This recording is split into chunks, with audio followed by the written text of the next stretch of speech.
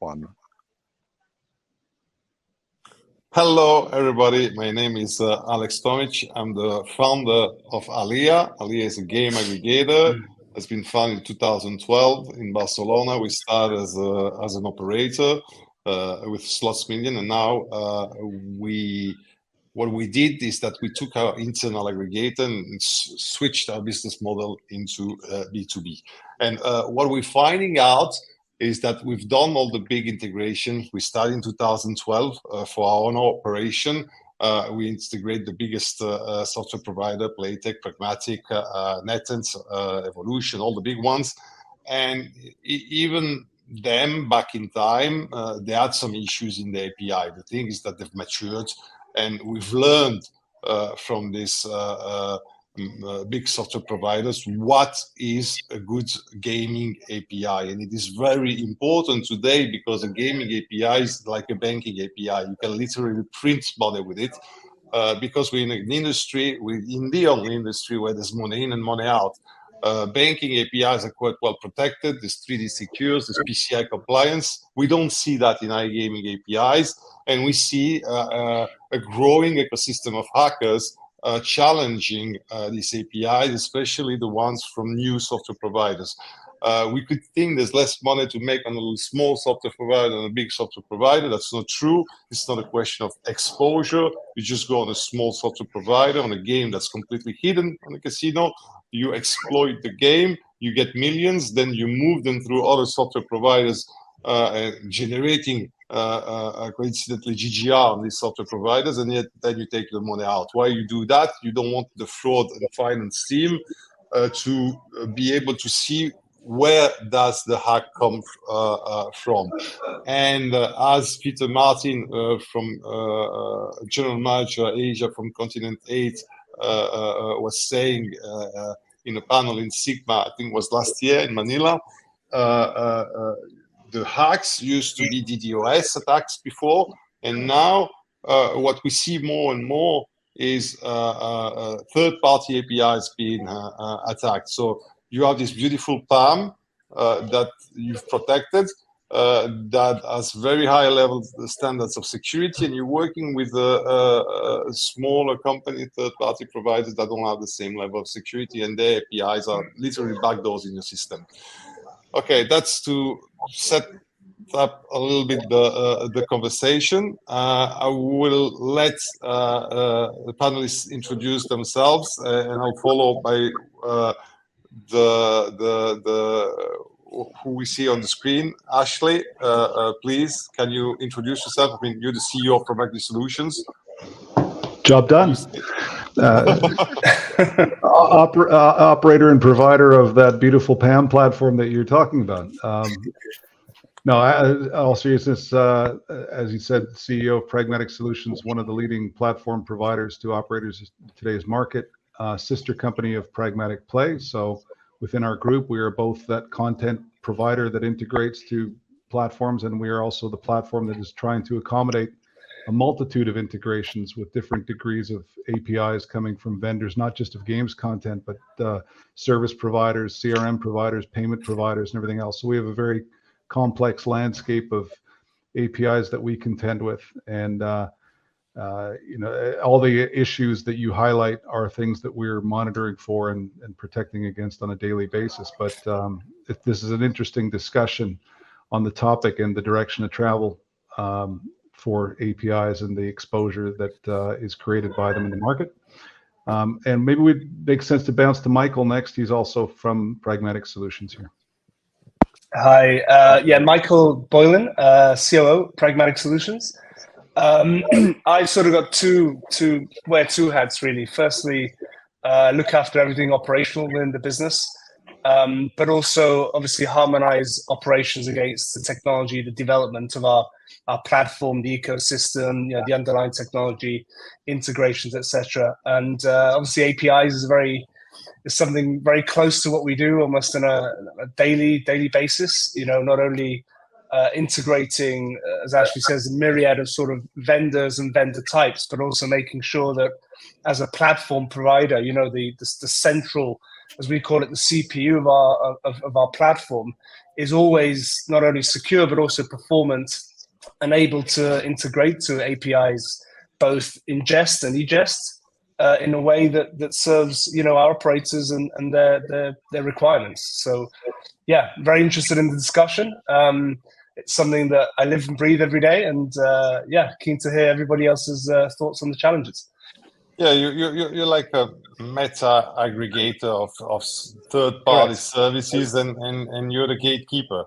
You are the one that makes sure that all these integrations are done properly on a global level. Not just games like we do, but also payments, CRM, affiliate system, etc., etc. We're focusing on games. You're doing all the other stuff, and we have exactly the same problems, except that ours are more focused on games. Yeah. Christian, you come from Playtech. Would you like to introduce yourself, please? That's right. I'm Christian. I've been with Playtech for almost 12 years now. Started in the integration group around 8 years ago, and have been leading one of the integration teams in Tartu, Estonia for the past 2.5 years. And my team doesn't do development directly. We don't develop the APIs. We have different development teams for that, but we are the ones who help set up the system with our operators. We introduce our API. We do all the background configurations so that things work. We're like middlemen for setting things up, pretty much. So I guess why I've been put here today is that I see the everyday life of API implementations. Okay, thank you. Craig, you are product primal. Product principal. Principal. Sorry, at Continent 8. We're good at Continent 8 technologies. So obviously, Continent 8, we sit in the middle of the gaming industry, quite literally. Data centers connecting, various sites and hyperscale clouds, etc.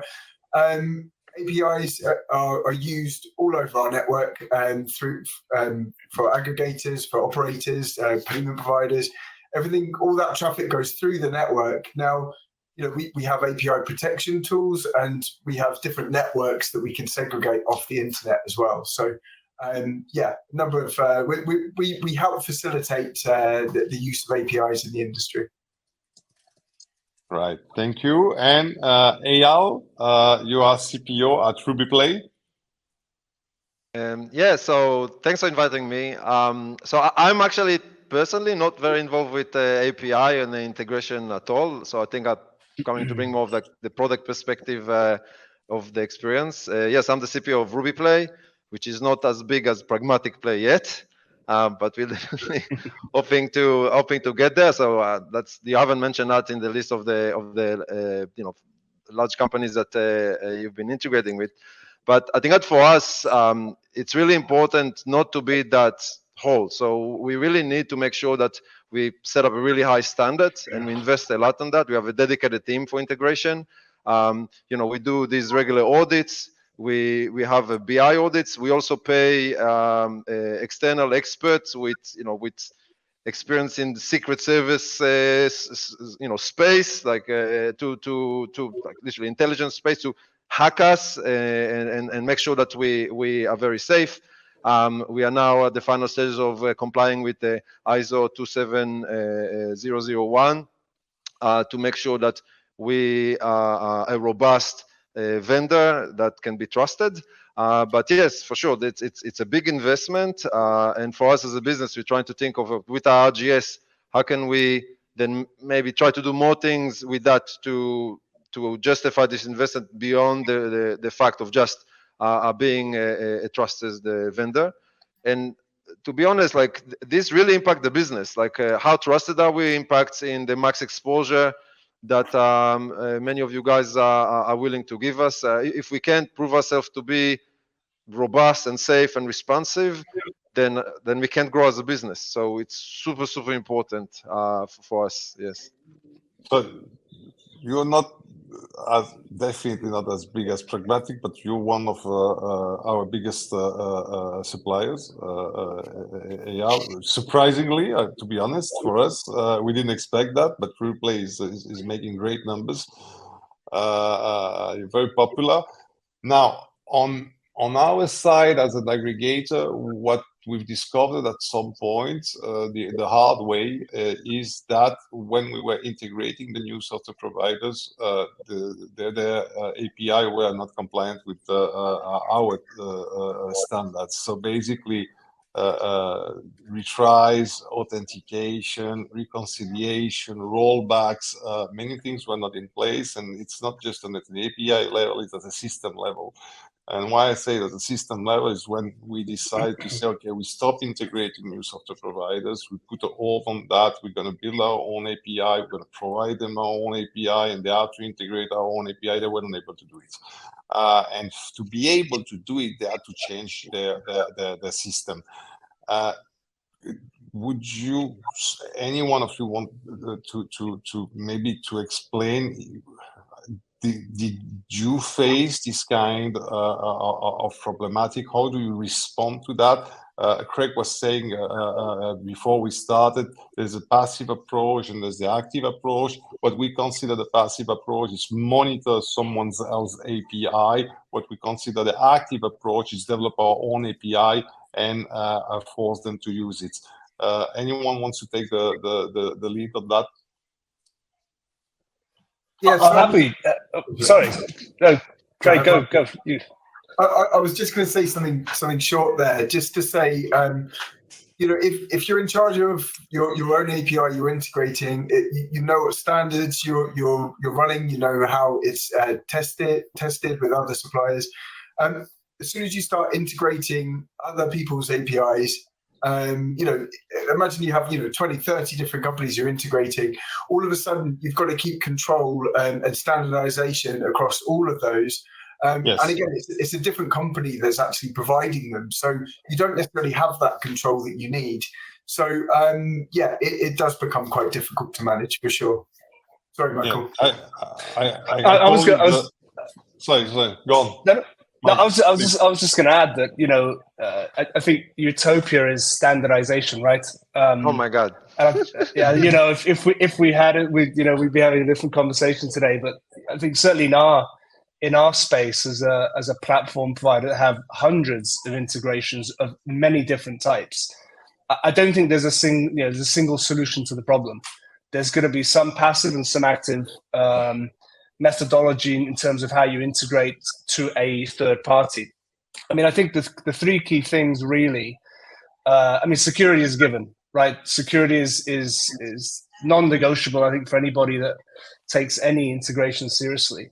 But there's things like, latency management. There's, in our world, for example, blast, we have this concept of blast radius, making sure that in the orchestration of many different APIs that, one never has the ability to affect the other. And so I think unfortunately, without standards, you're always going to have to adapt. And I think the industry's moved from trying to, dominate a standard based on the scale of organization that one is. And that's just, I think Alex mentioned a few days ago, over time that is diluted, and eventually you have to take control in some way, shape or form. And sometimes you've got to say no, because it breaches your standards, your operating protocols, right?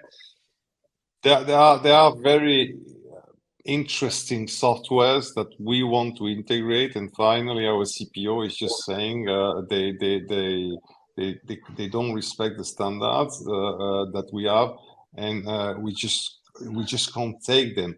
And if there is a breach on, let's say, on a CRM third party, or even on an affiliate program third party, it's not such a big deal. I mean, yes, you have your data that are out there, but on a game API, it's literally printing money.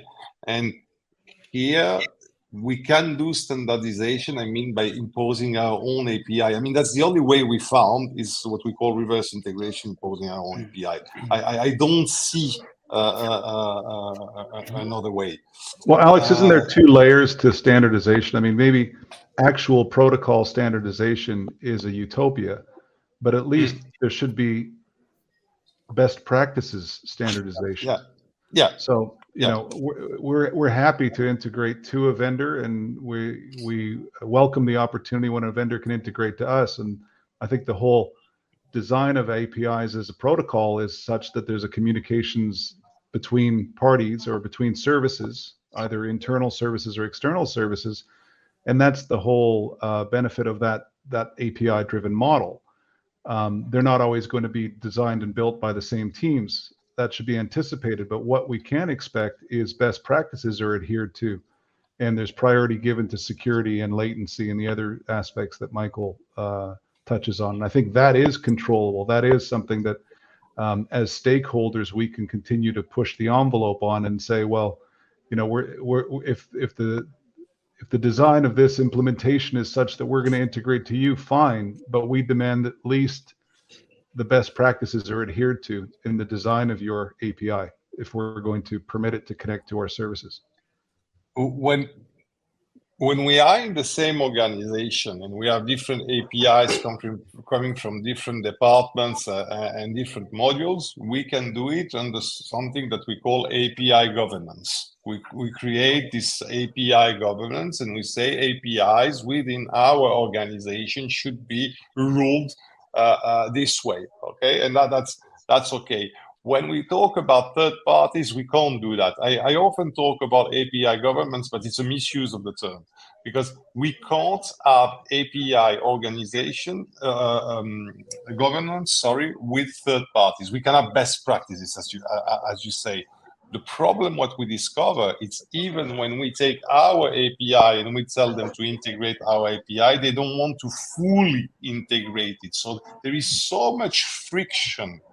There is and not because they're bad people or whatever. Let's not think like that. It's just that the system cannot handle that. The system cannot handle reconciliation on a server level, for example. So they just can't do it. So trying to define best practices, promote them or enforce them, I see it very difficult because even imposing your own API is already difficult. But there's also another dimension to this, right? Like for our battleground as product vendors is moving away from the slots, which we all try our best to make the best games we can, but it's moving into meta games. And those meta games can be very funky. I mean, like you have all kinds of systems, and it's a lot harder to create some kind of a standard approach. Like think of a SKU, like a content of worth that you want to give a player. If you look now, like all the large vendors have systems like this, and the smaller vendors are realizing, including for us at Ruby, that we have to start building a robust system of those, and that's really our focus for the last half year and then the next year. And what we experience that when we do a reverse integration, really create product that is competitive, that can also respect the internal governance of the large companies we're trying to reverse integrate to. It becomes extremely hard, and it really kind of get in the way of trying to do something really innovative and compete with the pragmatic plays of the world. Like if you want to really do something innovative like that, especially at the meta game level, all of those CRM tools that you want to create outside of just the core slot experience. So I think there's a lot of complexity there as well. I agree with you. We were completely lost when we integrated our first live studio, and then we thought, okay, now we understand the game, and then came Sprite, and we had to integrate Crash games. Scribe, Aviator, and Smart. Oh fuck! I forgot their name. Smart. Help me, please. Smartix. Okay, fuck. We love you guys. I just forgot your name. We had to understand how this was working. It was live events with a lot. It was completely different than the slots, and we had to rebuild completely our reverse integration. You're completely right. It depends. You can't standardize everything. Christian, we didn't hear you. Would you like to add something on the topic? I kind of got lost where we went with this, but I think we started with the security part of the APIs and the complexity part, and ended up in the complexity department. But in terms of security, it's actually very reassuring to hear that someone actually cares about this, because what we've experienced a lot here is that a lot of parties are not that interested in that secure connections. There's a lot of pushback behind client certificate authentication, and we've had vendors who only want to establish connections based on a simple whitelist, and it's insane, really. Yeah. So completely. It's funny how everybody's nodding. You know, like we've all seen it. We've all seen it. So yeah, we have these fights every day. We don't. Sorry, that's my kid. Don't worry. I just honestly locked the door, and there's the Sue going outside this door. I don't know. It's screaming and it's noise cancelling, and it's all good. So yeah, we fight with the security part every day. But in terms of what you mentioned about the complexity of the APIs and having difficulties like making two systems work, that the systems just are not compatible. We had that problem as well for many years, actually, and like around 4 years ago, we kind of completely reworked our external API. We effectively simplified it and really modernized it as well. It was an old clunky API built on XML using various namespaces. Everything was hard to track. And our new API, which we integrated with Alea as well, is a very simple, standardized JSON, and we only try to expose what is necessary. Let's put it that way. All the fluff has been taken out, and that has also made it simple to integrate. And when the integration part itself became more simple, then vendors were more open to putting effort into security as well. So it's like we had a kind of a trade-off. Like, we made things easier, but that gave the vendors more resources to deal with other parts of the integration which were important to us. And in this context, that would be security. So to answer something you said, security, it's not that it was never an issue before, but it was not such a big issue. And then State came and brought the crypto guys, okay? And the blockchain guys, and all these kids that are very creative when we talk about hacking.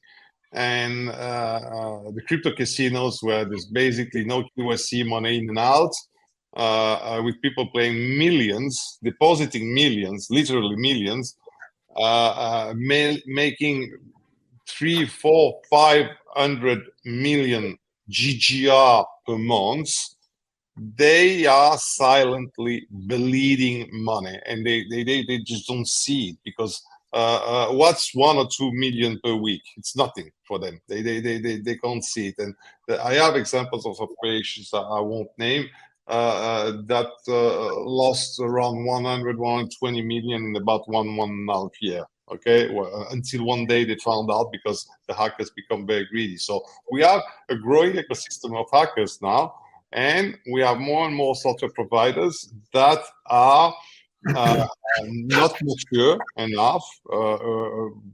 We have one new software provider per week, every 2 weeks, that are coming on the market, that are focusing on building great games, that are not very savvy about APIs. And we have these crypto casinos that are paying in, paying out very fast, and we have this ecosystem of hackers. And when you put all that together, it gets very explosive. And we found out like 1.5 years ago. I mean, I went on a panel, and there was this lady that was with me. She said, "Please don't ask me about the API hacks." And I'm new. It's my first panel, so I'm not the moderator. I'm not going to ask you anything. And the moderator asked me and asked her, of course.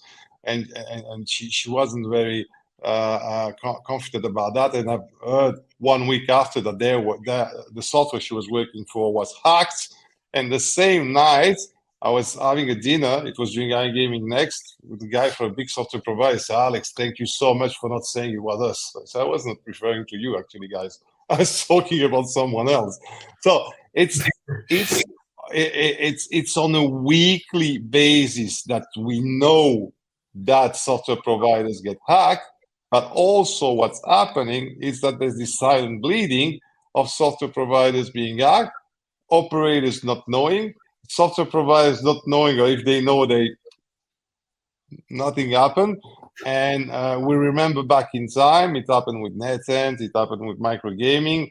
I mean, microgaming, AWP, UK pub fraud slot were completely hacked. And I remember when we asked them, there's nothing, everybody asked them there's nothing, and then they removed the entire series of suits of slots, which were actually beautiful slots. I love them. And NetEnt was always saying there's no problem. Microgaming was always saying there's no problem. So we do have hacks happening right now, and we don't know about them. That's I consider is a big issue. You literally touched on every single major point here. So trying to answer a lot of what you said, but one of those things was, having those silent bleeds, right? So shadow APIs could exist as well within the organization. There could be an API out there that could be integrated in a way that you don't even know about, right? And being controlled or moving money or whatever it might be. So you can do things like API discovery, where you have tools that are kind of listening through all the chatter that's going on through your communications for those APIs to work out the tools, to gather the documentations and that kind of thing. And that will allow you to kind of get a hold on, how many APIs are presented to the wider world, and how are they being used. So that's one way of kind of controlling that. Another thing you mentioned is obviously, these APIs you're discussing here are the lifeblood of your business, right? This is what drives the revenue. So, you wouldn't leave your building unlocked or your car unlocked as you walk away and let it be someone try the doors and attempt to get in, just like you wouldn't leave your website. So an API is essentially just an extension of a website. So it runs on the same kind of thing. It's got to be locked down. You've got to put proactive security in place, but also follow those preventative kind of things as well. So you want to make sure authentication is kind of locked down. MFA, multi-factor authentication even, and follow kind of various best practice principles, and have a number of defense in depth, essentially. So it's layered security. So if one layer kind of fails, the controls are still protected with additional layers beyond that. So knowing what you have, knowing making sure there's logs against those, so you know how it's being used and why and when, and then trying to control that as much as possible. And having those kind of multi-layers is kind of what you need to be doing, really. So for best practice. Right. I'd agree, Craig. I think sometimes, particularly when I think a lot of us focused on software, we soon forget that in practice, the security model around API is not just about securing the software or the authentication or the endpoint of whitelisting. It is that multi-layered, all the way down to the infrastructure. Some great tools out there now that, not only ensure that, for example, transport protocols are secure, but also that the API functionality is almost self-auditing, in that it's doing exactly what you expect it to do when to the right call and to the right endpoint. So I think whether you sort of put it under the umbrella of maintainability, I think one mustn't fall into the trap of thinking, hey, we've implemented something, we've enabled an API, a feature within an API, whether it's a closed or open API, same principles apply, and that's it. There is a maintainability point here around ensuring that the API is relevant, is constantly audited for security.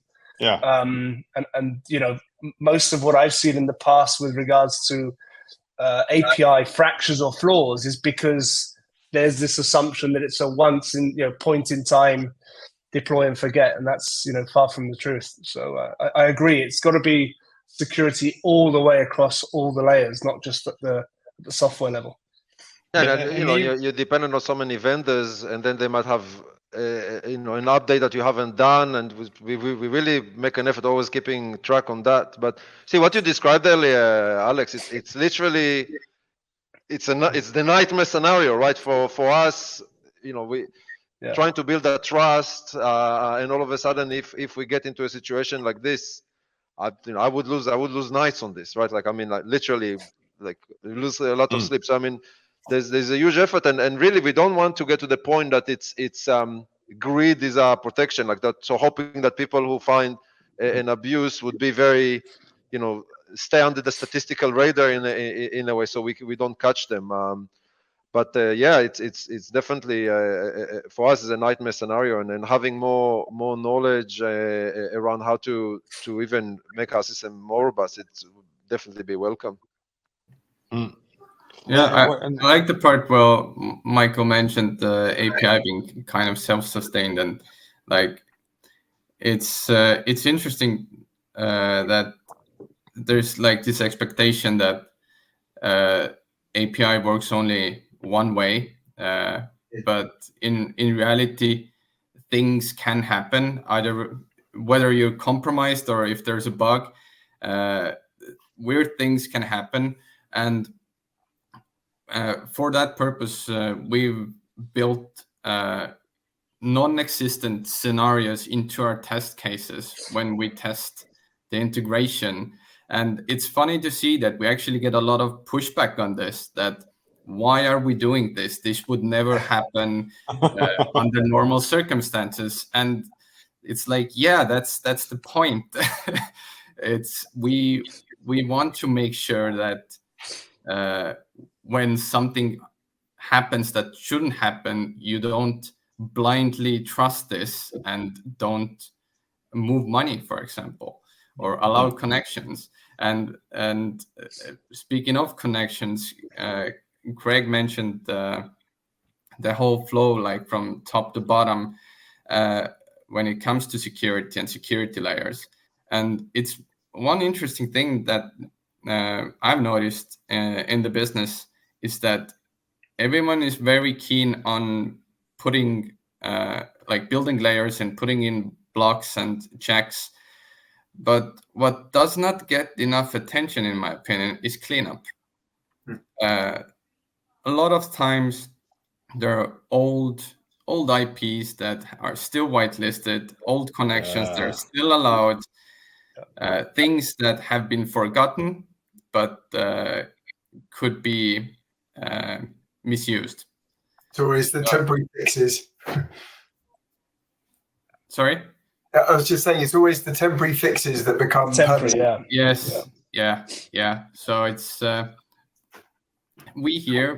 infra does regular checkups, checks if some of the connection. I don't know the intervals by heart, but I know we do regular checkups that if we haven't seen connections from a certain IP for a certain product for a certain period of time, we contact the source that we initially got the request from, and if we don't find anything out, we just close it down. And because there's if it hasn't been used for a long time, then the impact is likely to be marginal. low. Yeah, and we'd rather take that risk of closing it down for a moment and monitor the situation if something goes wrong. But if nothing goes wrong, then we feel safe. Which is a very good advice, actually. I'm not sure we're doing it. I would need to check internally. It's a very, very good advice. One thing we've seen also is that sometimes everything is clean on the API level. We do a reconciliation, which is not a server reconciliation, it's just a reconciliation, API reconciliation, because we didn't implement yet. They didn't give us access to the servers, actually. And if the servers are hacked, everything is clean for us in the API. The data, they match, they're fine between them and us, between the vendor and the aggregator. However, if they've been hacked on the server side, we could, and if we add the integration on the server, on the database, sorry, we could then reconciliate API and database, and then we could see that there's a mismatch. And that's one of the things we are trying to implement and to make vendors understand, is that we need to have access to a replica of the database in order to do a full reconciliation between the API and the database if we want to make sure that there's no hacks. And as you say, Christian, and almost all of you, it's very hard sometimes to have this kind of conversation with the vendors because they don't understand. Sometimes they're telling us, no, but it's okay, we're not going to do the retry thing, we're not going to do the rollback thing, we don't do authentication, just we whitelist the AP and just we go live. We're okay with that. And we tell them we are not okay with that. Actually, we need to protect the customer, which is the operator, and we need to protect yourselves, actually. And we can't work like that. And we become difficult. We are perceived as the bottleneck when we are not the bottleneck. The bottleneck actually is the lack of understanding and the lack of knowledge of the vendor. But the customer will ask, why are you not going live? It's been 3 months that the integration is going on, and the vendor is telling me that you're being difficult. Yes, but actually we have a bad news. We're not going to go live with that vendor that you want. And they're like, what? 3 months and we're not going live? No, we're not going live. We're not going to give the green light to that particular vendor because they don't want to do authentication, just IP whitelisting, and we don't accept that. And the operator, the customer, doesn't understand neither. It's like, come on, guys, we're here to make business. But I think in reality, where like the market, you spoke about this, Alex, actually in one of your panels, that in a reality when you just have so many newcomers, like hundreds and hundreds of newcomers on both the operator side, the vendor side, I think it feels like it's almost like a gold rush, and everyone thinks it's easy. It's not easy. It's not easy. Yeah. And how do you? Some aggregators, I won't name them, and I understand the approach they took. Stop integrating new vendors. So I can blame them. They say it themselves. F88, stop integrating new vendors. And I completely understand they have this Pareto law, and they say 80% of our business is coming from 20 vendors. We are these 20 vendors. Thank you very much. Goodbye. Okay, why not? The problem is that I could have said the same thing a couple of years ago, and I said it with Big Time Gaming when I saw Nick Robinson showed me on his mobile phone in Las Vegas in a party organized by Nick Morgan from Red Tiger Gaming. He showed me Bonanza on his phone. He said, "I want to show you something."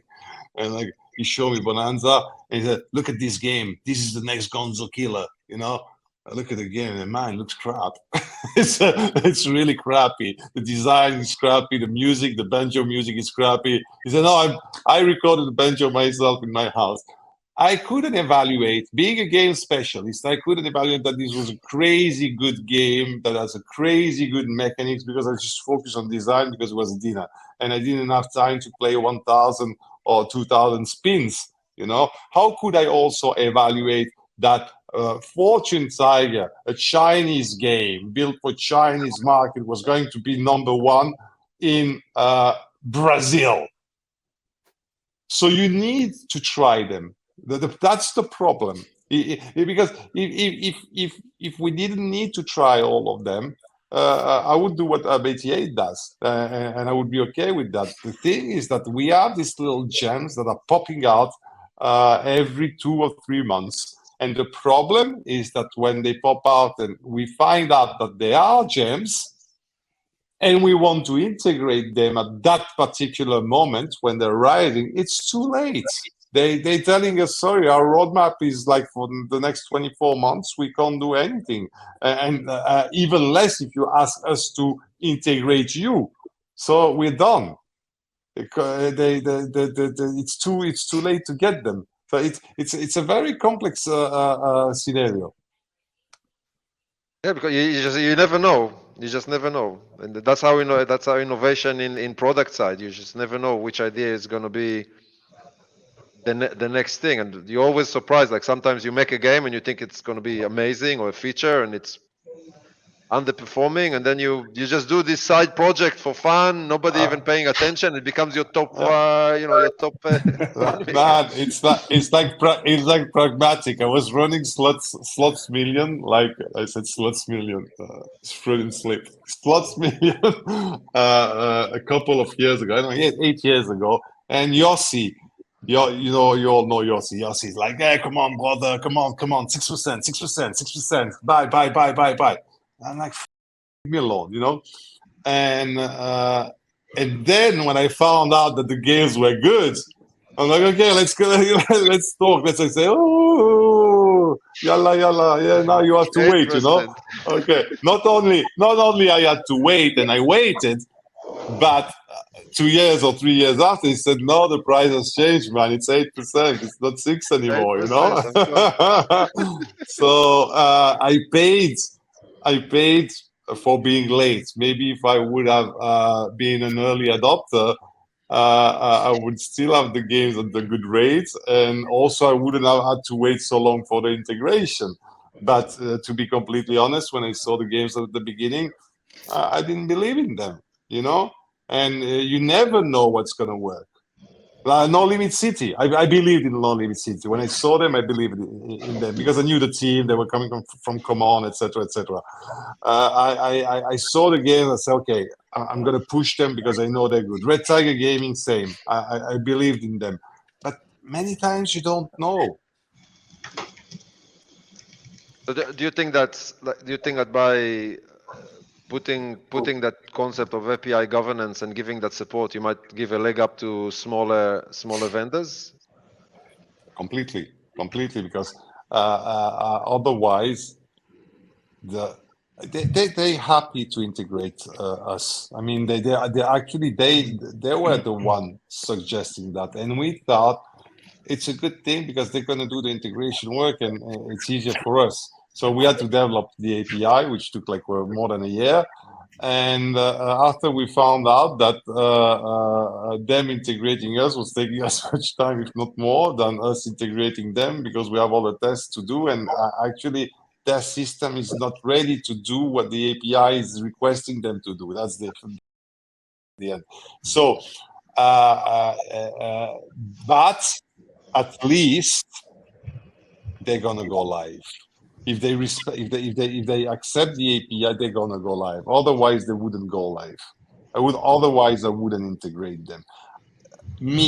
Now, just one more thing I want to add, and sorry, I'm speaking a little bit too long, but before I forget, is that I know a lot of casinos, and I know a lot of casinos that have their own integration team, and what they do, they integrate all the software providers. They do what we used to do, and I call it the Babel Tower. We speak 100 different languages. We are Babel Tower.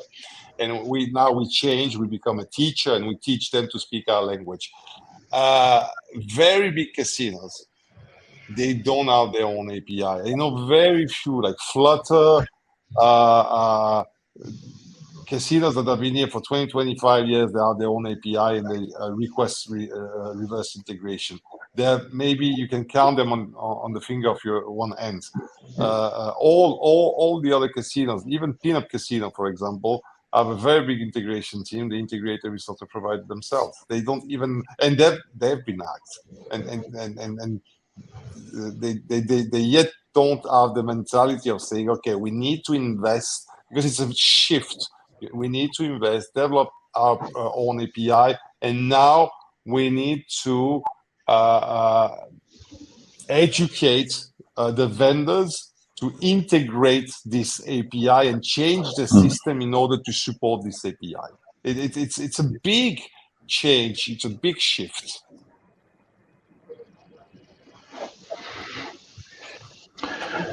It's certainly an interesting topic, and it'll be an interesting one to follow up on in 12 more months' time and see how things continue to develop. But I don't think there's any simple answers here, Alex. No. There's not a simple answer. And as I told you the other day, Ash, there's a software provider I'm trying to get for 10 years because they only do their own casinos, like the downloadable casino in I forgot the language, Delphi, PHP or whatever, Python. And you have the full casino, like in the old days, microgaming and Playtech, and they, not such a long time ago, they start giving their game in RGS mode. The problem is that they took so long to do it that they're not used with API standards, and they don't understand it, and we're not gonna integrate them. And I want them so badly, and we cannot integrate them because for us it's a breach of security in our system and towards our customers, but in our system. So we just can't do it. But if you're able to articulate the conditions by which you would do it and put the burden on them to comply, but the burden is already on them. It's just that it's not that they're bad people. It's just that they don't have the knowledge to do it, and sometimes, to be honest, they just don't understand why you are being so complicated. It's not that they're bad here, it's that they just don't get the challenge. They don't understand why we want that. And the thing is that we come from a place when we've seen so many acts, and as an operator, we've been hacked so many times, and probably we have identified less than 30 or 20% of the acts we've had.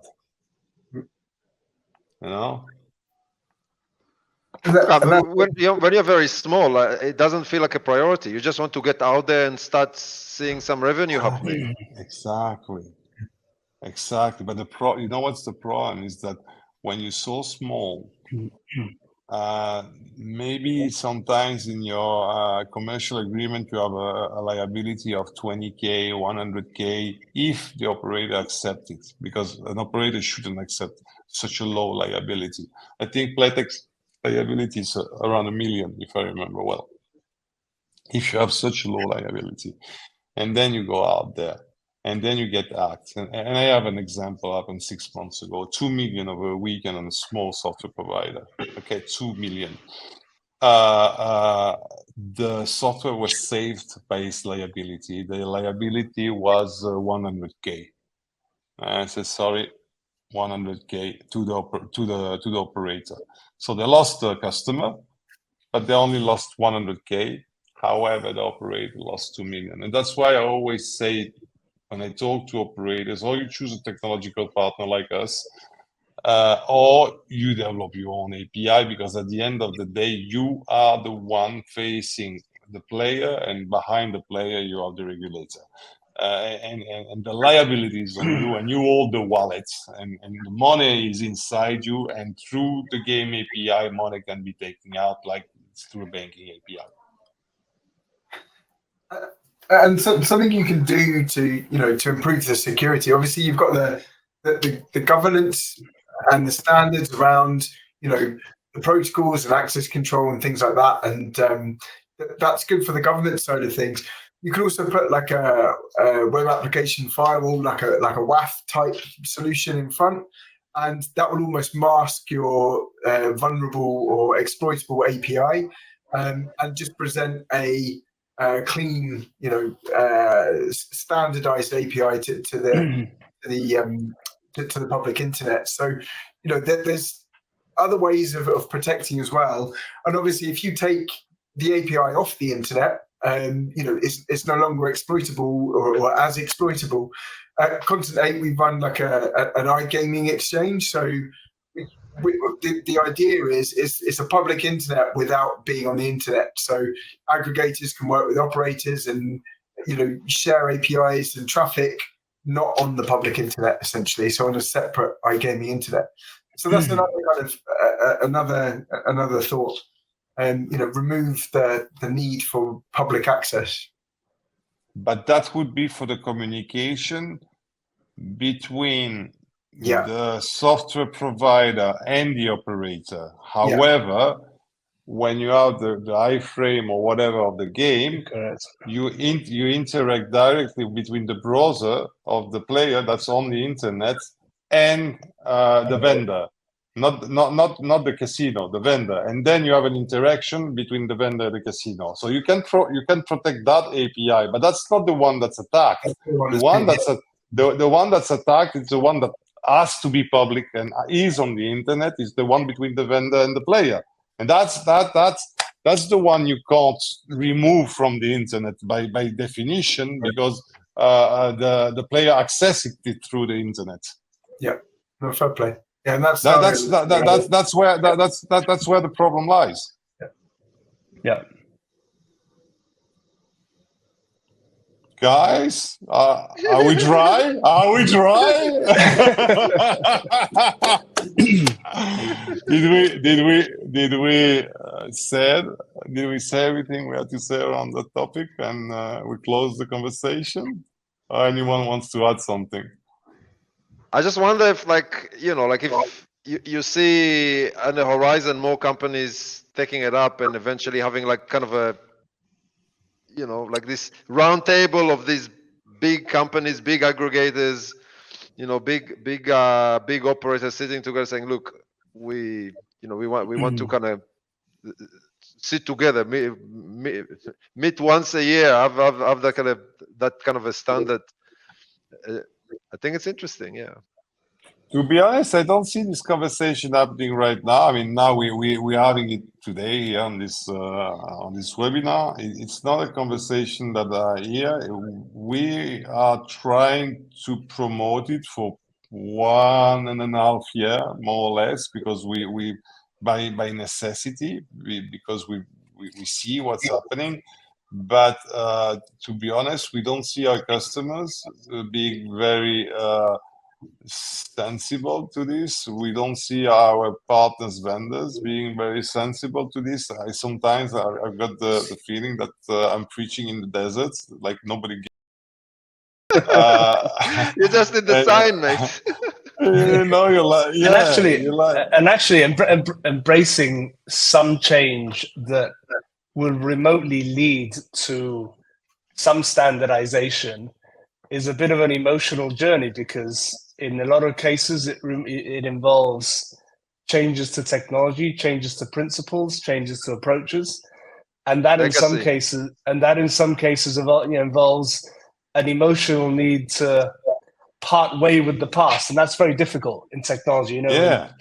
Technology Because organizations like to grab onto what they have because they believe it's the best, and sometimes you've got to move on, draw the line, and say, listen, that was good for that period of time. The world's changed, so you got to move forward. One word: legacy. I mean, in IT, there's one word that we know very well: it's legacy, and it's very, very. I know ourselves when we moved from Alea Play 1, which was our internal aggregator, to Alea Play 2, which is now the product that the B2B product that we are. We moved from PHP, which is a web-based language, to Java. Okay, and that was a big change. But for that, we needed to do one thing, and Ash, you were talking about that today and during all the conversation we had. You can't do that running the car. You need to stop the car, and you need to build another one, and then you need to replace the old one. It's not something you can do on the go, like fixing it while you're running. So you really need to develop something new. The old thing is still running there. You develop something new, and then you do the change. And it means a new team and a completely new mindset.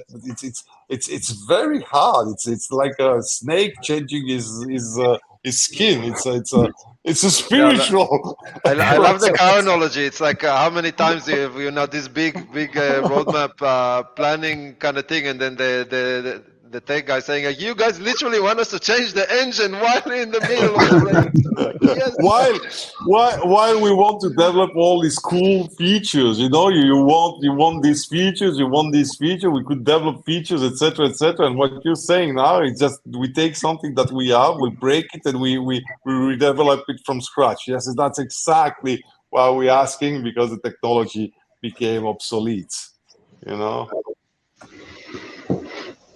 All right, let's wrap it up. Thanks, Alex, for inviting me. That's real fun being here. Thank you for having us, Alex. Thank you for Great coming to see you and having all this discussion all together. It was a pleasure. Thank you all. Thank you for having me. It was really fun, and I think conversations like this should happen more often. It's been eye-opening and reassuring as well that we're not the only ones with these problems in this business. Thank you. we sound like beaten wives.